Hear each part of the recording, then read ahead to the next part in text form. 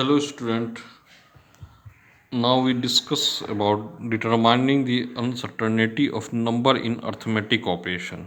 Now the first rule is the uncertainty is a measured value is equal to half the least count of the measuring instrument. The uncertainty of a measured value is equal to half the least count of the measuring instrument. Now the length is measured 16.2 centimeter and the breadth is measured 10.1 centimeter. So length is equal to 16.2 and half the least count. In the case of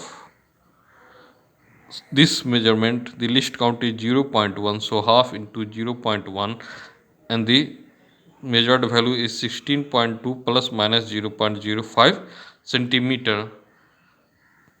And in terms of percentage error, L is equal to 16.2 plus minus 0.05 by 16.2 into 100%.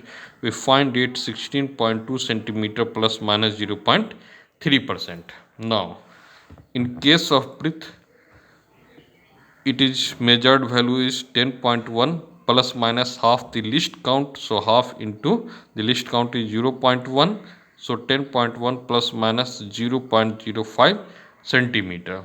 So breadth is 10.1 centimeter plus minus 0.05 divided by 10.1 into 100%. This term is referred to the percentage error. So the percentage error is 10.1 centimeter plus minus 0.5%. Now the second law is when two or more measured value are multiplied, the percentage uncertainty of the final result is equal to the square root of the sum of the square of the percentage uncertainty in the original value. Okay तो दोनों के value को जो है हम लोग ले लेंगे. फर्स्ट का जो है वो 16.2 है, सेकेंड का जो वैल्यू है वो 10.1 सेंटीमीटर है, और दोनों के जो एरर है, फर्स्ट का जो एरर है परसेंटेज में वो 0.3% है, तो 0.3% का स्क्वायर करते हैं. सेकेंड का जो एरर है वो 0.5% है, तो 0.5% का स्क्वायर करते हैं. तो ये जो मेजरमेंट आता है वो हमारे पास आता है 163.62 सेंटीमीटर स्क्वायर प्लस माइनस 0.6%. और जब इसको सेंटीमीटर में देखेंगे तो L B equal to 163.62 plus minus 163.62 into 0.6 divided by 100. So the measured value is 163.62 plus minus 1 centimetre square. Now अब ये जो है ये थर्ड लॉ है. If a set of experimental data is specified to insignificant figure, then the result obtained by combining this data will also be valid up to insignificant figure. यदि एक जो है सेट ऑफ एक्सपेरिमेंट हम लोग करते हैं और उसका जो डाटा है वो आपको इनसिग्निफिकेंट फिगर तक जो है स्पेसिफाइड है, तो उसका जो कॉम्बिनेशन है उस डाटा का वो भी आपको इनसिग्निफिकेंट फिगर तक जो है वो वैलिड होगा. लेकिन हम उस कुछ समय जो है हम उस नंबर में से जो है रिड्यूस कर सकते हैं सब in the case of subtraction. तो ये आपको आता है, दो मेजरमेंट है, 12, इसका रिजल्ट आपको 12.9 है और सेकेंड का जो है वो 7.06 से सब्ट्रैक्ट करते हैं, ये 5.84 जी आता है. और हम इसको राउंड ऑफ करते हैं तो ये लास्ट डिजिट जो है वो आपको दो नंबर थे 12.9 पहला मेजरमेंट था, सेकंड का जो है वो 7.06, इसका जो डिफरेंस आया वो 5.84 जी है.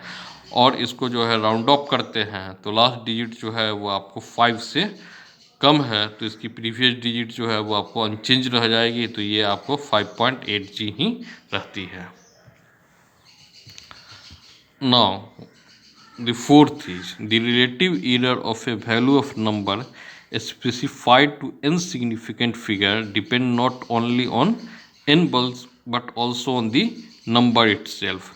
तो एरर जो है वो आपको जो है सपोज कीजिए कि 0.01 है या 0.02 है, तो तो रिलेटिव एरर सिर्फ और सिर्फ उसी पे डिपेंड नहीं करेगा, बल्कि जो आपको मेन नंबर है उस पर भी ये आपको डिपेंड करता है। जैसे कि आपको M1 पे आया 1.04 प्लस माइनस 0.01 kg, और M2 जो आया है वह आपको आया है 9.24 प्लस माइनस 0.01 kg। तो रिलेटिव एरर पहले केस में हो जाएगा 0.01 बाई 1.04 इंटू 100%। तो पहले केस में जो रिलेटिव एरर है वो आपको 1% है, जबकि यदि उसी तरीके से हम लोग चले जाते हैं तो सेकेंड केस में जो रिलेटिव एरर है जो कि आपको 0.01 डिवाइडेड बाई आपको जो ओरिजिनल नंबर है वो 9.24 है, 9.24 से इसको डिवाइड करते हैं और 100 से गुना करते हैं, तो ये जो नंबर है वो आपको आता है प्लस माइनस 0.1%। जबकि प्रीवियस केस में जब आपको जो है ये आपको आया था 1%, जबकि एरर दोनों केस में सेम ही है 0.01 एंड 0.01, जबकि लेकिन रिलेटिव एरर पहले केस में 1% है और रिलेटिव एरर जो है वो सेकेंड केस में जो है वह आपका प्लस माइनस 0.1% है। अब लास्ट है कि if in a multi step computation the intermediate result should be calculated to one more significant figure in every measurement then the number of digit in the list precise measurement. यानी कि यदि आपको जो है multi step computation कर रहे हैं तो इंटरमीडिएट स्टेप को जब भी हम लोग कैलकुलेट करते हैं तो एक और सिग्निफिकेंट ले लें फिगर को, तो आपको जो है एरर आने की संभावना जो है वो आपको बहुत ही कम हो जाती है। आप एग्जाम्पल से समझिए इसको कि x बराबर ये आपको जो है 9.58 आया है, तो इस x का जो रेसिप्रोकल होगा 1/x इक्वल टू 1.9.58, 1 को जो है 9.58 से हम डिवाइड करते हैं, रिजल्ट जो आता है वो 0.104 तक हम इसको लेते हैं, राउंड ऑफ करते हैं। Now after that the reciprocal of, तो जो इसका रेसिप्रोकल जो होता है 0.104 का जो है रेसिप्रोकल जो होता है वो 9.62 आ रहा है, ठीक है। जबकि मूल डिजिट जो है जो हम जिस डिजिट को हम लोग लिए थे वो 9.58 था, तो यही डिजिट आनी चाहिए थी, लेकिन जो हम लोग को डिजिट आ रहा है वो 9.62 है, ठीक है।